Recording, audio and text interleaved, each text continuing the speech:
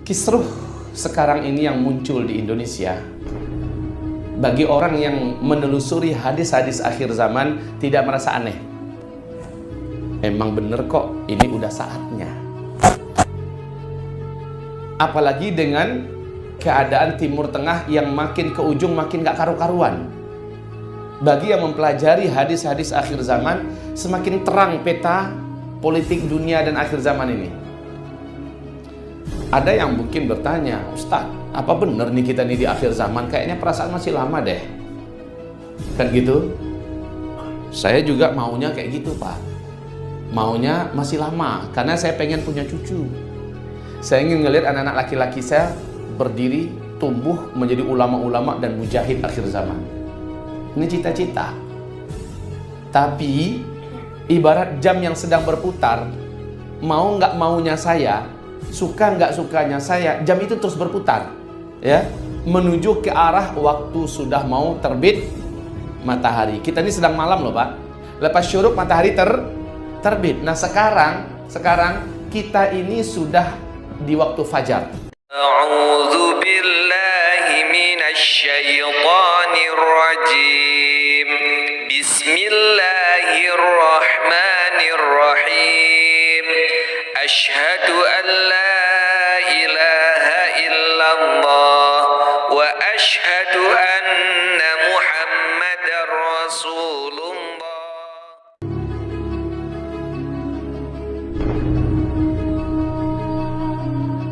Kaum muslimin, hamba-hamba Allah yang kami muliakan, akramani wa iyyakumullah. Baik, saya ingin menentukan dan mendudukkan posisi kita. Keberadaan kita sekarang ini untuk akhir zaman itu sebenarnya sedang di mana? Rasulullah Shallallahu Alaihi Wasallam menceritakan tentang akhir zaman itu di hadapan para sahabat dari sejak lepas sholat subuh sampai masuk waktu zuhur. Masya Allah, hanya azan zuhur yang menjadikan Nabi berhenti ceramah. Apa kata sahabat? Tidak seorang pun di antara kami yang meninggalkan majelis beliau. Yang disampaikan oleh Nabi seharian itu adalah apa yang dulu pernah terjadi dan apa-apa yang nanti di akhir zaman akan terjadi. Menceritakan lengkap apa yang akan terjadi. Dan subhanallah, cerita Nabi itu terjadinya di zaman kita loh semua, Pak. Nanti saya akan bacakan kepada Bapak Ibu yang membuat Bapak Ibu menjadi beda cara pandangnya terhadap dunia. Baik Bapak Ibu yang kami muliakan, benarkah kita sudah di akhir zaman? Bukti pertama, saya menyampaikan bukti-buktinya. Bukti pertama adalah hadis yang diceritakan oleh Umar bin Khattab radhiyallahu anhu, di mana beliau bercerita, bainama nahnu julusun indan Nabi sallallahu alaihi wasallam. Ketika kami sedang duduk-duduk mengelilingi Nabi, idh tala alaina rajul syadidu bayadi thiyab. Tiba-tiba saja muncul seorang lelaki yang baju jubahnya sangat putih dan bersih. Dia datang langsung duduk tepat di depan Nabi. Kayak udah akrab aja kesannya. Langsung bertanya, ya Muhammad, hai Muhammad, akhbirni anil Islam. Kabarkan kepadaku, hai Muhammad, apakah itu Islam? Dijawab oleh Nabi dengan rukun Islam yang 5. Setelah Nabi menjawab dengan rukun Islam yang 5, apa kata orang ini? Shadaqta, jawaban engkau benar. Sehingga Umar berkata, fa'ajibna minhu, heran kami dengan laki-laki ini. Yas'aluhu wa yusaddiquhu, dia yang datang, dia bertanya, dijawab Nabi, dia pula yang membenarkan jawaban Nabi. Siapa nih orang? Setelah itu laki-laki ini bertanya, mata sa'ah, hai Muhammad, kapan kiamat akan terjadi? Kenapa ini orang bertanya tentang kapan kiamat? Karena Nabi di mana-mana selalu menyampaikan kiamat dah dekat, kiamat dah dekat, awas, mari seluruhnya bersiap-siap, kiamat dah dekat. Bu'istu ana wa baina yadai sa'ah kahatai. Aku ini diutus dengan kiamat akan terjadi cuma kayak gini loh jaraknya, kata Nabi. Hah? Beliau mengacungkan ke langit dua jari tangannya ini. Jari tengah dengan jari jempol, jari telunjuk. Beliau menjarangkan sedikit, kata sahabat. Juga Nabi mengatakan di hadis yang lain, saat aku ini diutus, malaikat Jibril memberitahukan kepada aku bahwa Israfil sudah meletakkan pangkal terompet ke dalam mulutnya. Meletakkan pangkal terompet ke dalam mulutnya. Kedua matanya melirik terus ke arah arash. Melirik terus ke arah arash. Ngapain? Nunggu aba-aba, kapan ini mau ditiup.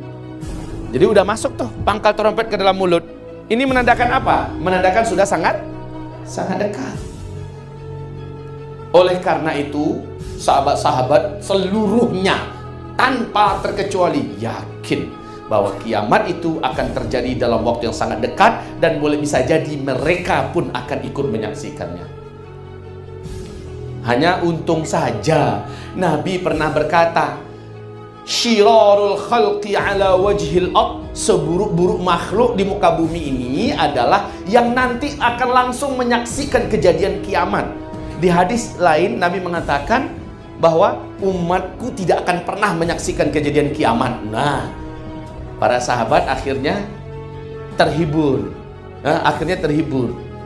Hanya tanda-tanda yang diceritakan Nabi menjadikan para sahabat itu yakin bahwa kitalah orang yang mengisi akhir zaman itu. Oke. Supaya umat tidak sesat sampai ke akhir zaman, malaikat diutus Allah pura-pura nanya lah. Jadi sekarang ketahuan, ini adalah ternyata malaikat pura-pura nanya. Tapi yang ditanyakannya adalah ilmu. Tujuannya adalah jawaban Nabi untuk memberikan ilmu kepada semua. Saat ditanya mata sa'ah, kapankah kiamat? Jawaban Nabi adalah mal mas'ulu anha bi'a'lama minas sa'il. Tidaklah orang yang ditanya lebih tahu daripada orang yang bertanya. Ente lebih tahu kapan kiamat itu akan terjadi. Ini pesanan sangat kuat ini. Pesanan ini dalam unsur akidah ini sangat kuat.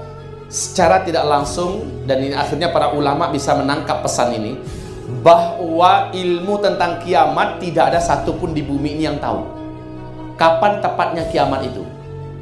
Jadi Bapak Ibu, kalau ada yang berani meramalkan kiamat, akidah kita selaku umat ahlus sunnah wal jamaah wajib menolak, menentang mentah-mentah. Ya, kita wajib menolak mentah-mentah. Siapapun orangnya, sakti mandaguna, karamahnya Masya Allah, tidak basah oleh air, tidak terbakar oleh api. Dari sini ke Makkah cukup 1 detik. Al-Quran jangan ditanya, seluruh hadis dan kitab-kitab apapun dalam kepalanya semua. Kayak apa tuh, sumber data, sumber informasi dunia itu ada dalam kepalanya. Pokoknya udah luar biasa dah. Jenggotnya juga minta ampun, dari sini sampai ke Padang. Kalau dia ngomong bisa keluar petir dari mulutnya. Seandainya demikian halnya, lalu dia berani mengatakan kapan kiamat akan terjadi, wajib kita sepakat menolak. Karena tentang kapan kiamat Allah sendiri menyebutkan dalam Al-Quran. Yas'alunaka 'anis sa'ah. Mereka bertanya kepada engkau, hai Muhammad, tentang kiamat. Ayyana mursaha, kapankah kiamat itu akan terjadi? Ila rabbika muntahaha. Katakan pada mereka semua, Allah saja yang tahu kapan kiamat itu. Innama anta munziru may yakhshaha. Engkau hai Muhammad cukup pemberi kabar petakut bahwa kiamat itu pasti terjadi dan udah amat dekat. Begitu saja. Oke, setelah Nabi menjawab begitu, laki-laki ini bertanya, akhbirni an amaratiha. Kabarkan kepadaku tentang tanda-tandanya. Ciri-ciri bahwa kiamat itu sudah sangat dekat apa? Saat ditanya begitu, nah Nabi berkata, ini gue banget. Kalau ini pertanyaan ente, saya bisa menjawabnya. Jawaban Nabi dalam hadis ini simple, tetapi ini mengejutkan kita bak tegangan listrik. Apa jawaban Nabi? antalidal amatu rabataha wa antaral hufatal uratal alata ri'a asyah yatatawaluna fil bunyan. Tanda kiamat sudah sangat dekat adalah jika engkau menemukan satu zaman, orang yang hidup pada zaman itu sebelumnya mereka kere-kere, miskin-miskin. Mereka adalah para penggembala ternak, saking miskinnya tidak beralas kaki, nggak sanggup beli sendal, saking miskinnya. Telanjang dada, nggak punya pakaian yang cukup. Yatatawaluna fil bunyan. Tiba-tiba saja mereka menjadi kaya raya dan berkuasa. Lalu mereka berlomba-lomba membangun gedung-gedung yang tinggi.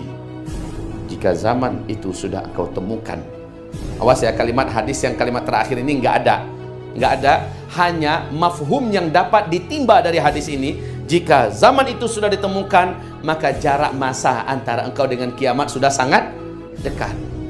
Setelah Nabi menjawab demikian, laki-laki tadi langsung berdiri dan pergi.